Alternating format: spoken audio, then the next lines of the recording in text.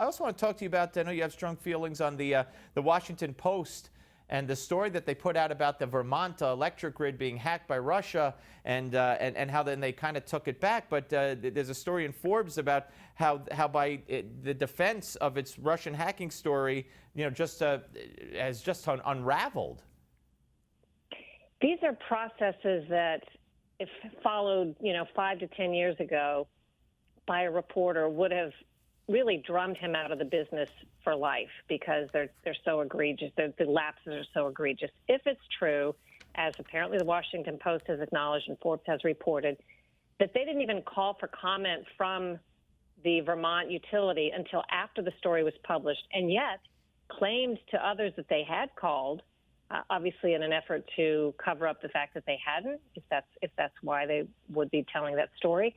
These are super basic things that are supposed to be done in journalism. If the Washington Post isn't doing it and the result is a fake news story gets published that's very serious in nature, this is a big deal. But I have a feeling, next that guy might be hired by the New York Times, because the New York Times has been hiring reporters who we know from behind the scenes at Politico, for example, have been communicating with political officials in inappropriate ways. But I guess Glenn Thrush got hired by the New York Times, and someone else got hired by the New York.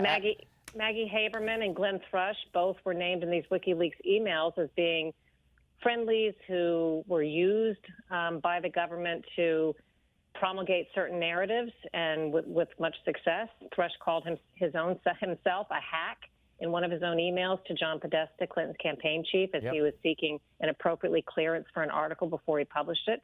But they get a promotion. So I guess this is sort of the new culture that we exist in and the new profession of journalism.